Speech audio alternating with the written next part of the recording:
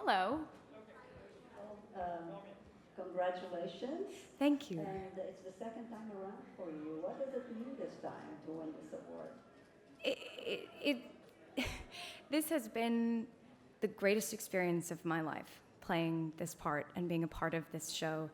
And the fact that people have responded so positively to the second season means a great deal, because I've been a part of great shows that never find an audience. And so the fact that we've managed to hold on to ours feels huge, and it's just, this is wild. Rachel, over here. Hi. Hi. Black Girl Nerds. Hello. Hi. I wanted to know what kind of research did you do at the very beginning of the show to know about New York in the 1950s, and also want to know about all these wonderful costumes? I could talk about the costumes all year. You don't have enough time for me to talk about the costumes.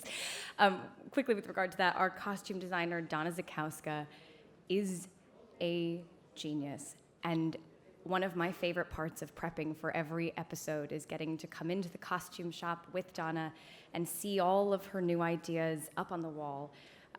She's one of my favorite people to collaborate with, and more to come, which is very exciting. I did a lot of research, largely about the comedy scene of the 1950s. Comedy was brand new to me, and I live in New York, so I was fortunate enough to know a fair amount about the history of New York itself, but needed to do a deep dive into comedy. Studied every comedian, male and female, I could get my hands on. Phyllis Diller, Jean Carroll, Carol Burnett. She is here, my God. And had a really great time. I'm a research nerd, so I feel like I'm still researching and learning new things, which has been really fun. To know also, because I wrote something on this, I think that this show could be for a lot of different people, even women of color, in terms of Moms in Italy or somebody like that. Yeah. In that period of time. She's amazing. What do you think about that? About it being for a lot of different people? Sorry, what? Can you hear me? Now I can. Oh, okay. Yeah, specifically for women of color. I mean, I kind of did something where I said, well, we could change this and we could make her a lot of different things, ethnic people, races, etc. Because the concept is so good, I think. Yeah, absolutely. I mean, I think at its core, it's about a woman finding her voice in a brand new way. And that's something that's been happening all over the country. And it's been really lovely to hear from so many different people of all different ages and races and backgrounds, the different ways that they've connected to the show and which characters they've connected to the most. People seem to connect more to one than other. You know, people talk about Tony and Marin feeling like their parents. Or they know someone like Alex. Someone like Alex was a mentor for them. Yeah, it's been really lovely. What was it like shooting in Paris? And have you heard anything about what's going to happen for season 3? Shooting in Paris was a blast and a really odd way to start the season of a show where New York feels like such a character. We were discovering Paris as the characters were.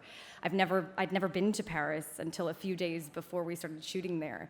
Where do I hope it'll go? Is that your question? I don't know anything about the third season. The third season exists only in Amy Sherman-Palladino and Dan Palladino's brain. We go back probably sometime in the spring, and I can't wait to see what's in store. I know like a nugget or two that I could not possibly share, but I'm as excited to find out as everyone else. Hi, congratulations. Thank you. Usually, Jewish stereotypes of women being loud and sort of forced funny is kind of a negative thing, and one of my favorite things about this show is that you in the show, you make it poised and you make it a positive thing, not just for Jewish women, for all women. What was it like getting to play a comedian, and a funny one and a proud one, on TV for 2 seasons now? As I've said, first of all, this has been a dream I did not know I had. I have never done comedy, don't come from comedy, was and remain absolutely horrified by the idea of doing stand-up on television. But I've rarely read women who are as unapologetically confident as Midge, who are proud of their voices, who are curious and wanting to ask questions about the world around them. And I find that inspiring and aspirational, and it's been incredible to hear the same from other women. That's it. Thank you. Thank you, Rachel. Thank you. Thank you, guys.